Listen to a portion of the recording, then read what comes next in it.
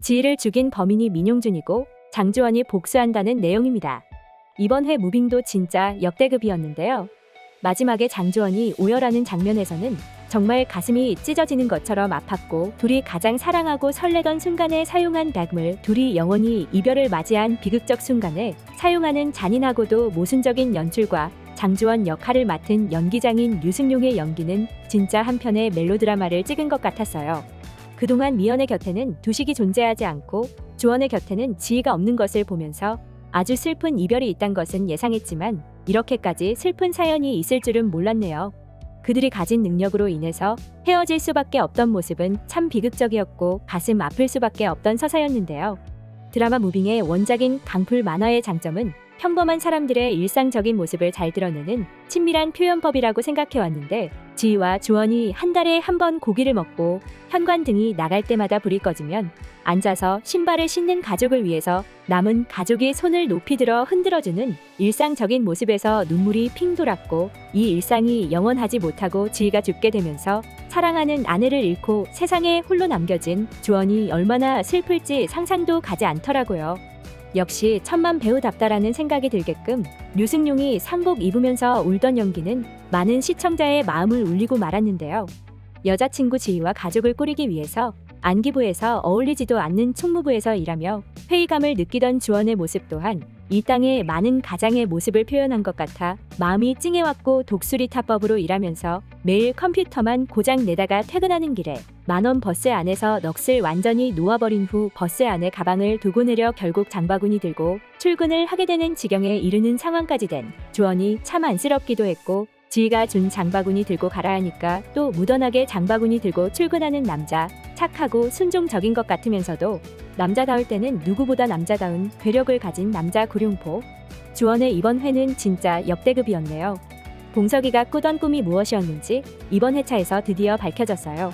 어렸을 적 나비를 쫓아 하늘까지 올랐다가 내려오는 방법을 알지 못해서 구름 위에서 울고 있던 봉석이를 찾아온 아빠 두식과 봉석이가 겪었던 실제 에피소드였고, 이날 엄마 이미연은 인간 이미연이 아닌 사랑하는 봉석이를 잃어버린 엄마로서 정신줄을 놓고 흥분해서 봉석이 이름을 목 놓아 부르는 모습을 볼 수 있었는데요.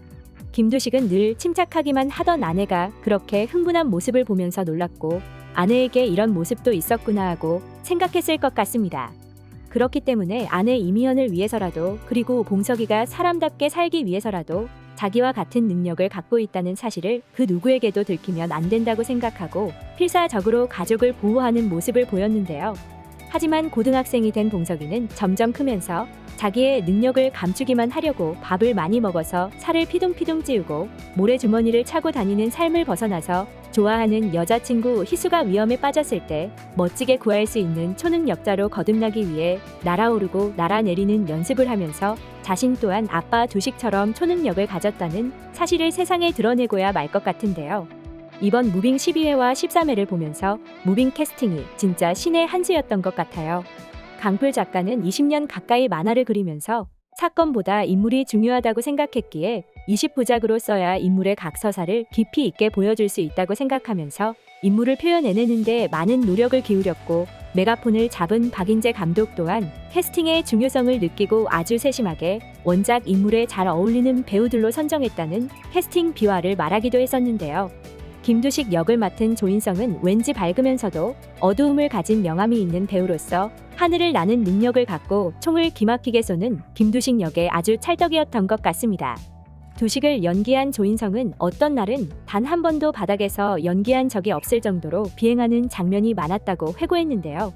이러한 배우 조인성의 노력과 전 세계 9개 지역에서 60개 스튜디오 직원들이 1년여간 매달려 컴퓨터 그래픽 등 시각효과 작업에 몰두한 결과 한국의 슈퍼맨 조인성이 하늘을 멋지게 나는 장면을 볼 수 있게 되었네요. 상처 자연치유 회복 능력을 가진 괴물 주원 역할을 맡은 류승룡 또한 퍼펙트한 캐스팅이었고, 극초반 초능력자 사냥꾼으로 나온 프랭크는 강풀 작가가 애초에 류승범을 생각하고 대본을 썼다고 말할 만큼 완벽한 캐스팅이었으며, 차태현 또한 작가님이 나를 염두에 두고 대본을 쓰셨나 하는 생각이 들 만큼 자신의 평소 성격과 잘 맞는 역할로 느껴져서 대본에 충실하게 연기했다고 하더라고요. 그리고 좀처럼 드라마의 모습을 드러내지 않던 문성근이 빌런 중에 빌런 민용준 역을 맡아 명연기를 보여주고 있는데요. 세상 나쁜 빌런의 모습을 보여주다가도 막상 하늘로 끌려가 죽을 위기에 처하자 쏘지마 쏘지 말라니까라고 애원하는 세상 찌질한 모습을 보면서 진짜 다양한 얼굴을 연기할 수 있는 연기 내공을 갖고 있구나 하는 생각이 들더라고요. 세상 눈치 빠른 눈칫밥 신공을 가진 민 차장은 김두식이 다른 마음을 품고 있단 걸 눈치채고 다른 요원을 시켜 감시를 붙일 정도였고, 결국 김두식이 안기부 요원을 그만두려 한다는 생각을 알게 되자 김두식 탈출 막아보려다 오히려 역으로 인질로 잡혀서 하늘 위로 잡혀가 직원들이 보는 앞에서 굴욕을 겪고 말고 이 일로 결국 실장으로 강등당하고 지방안직으로 자천당했다. 또 한 번 눈칫밥 신공을 발휘하면서 안기부가 국정원으로 바뀌는 혼란한 틈을 타 북한 공비들이 내려왔고 북한에서도 초능력자들을 양성한다는 증거를 잡아내 다시 중앙으로 진출해 과거의 조직을 부활해내는 모습으로 나오는데요.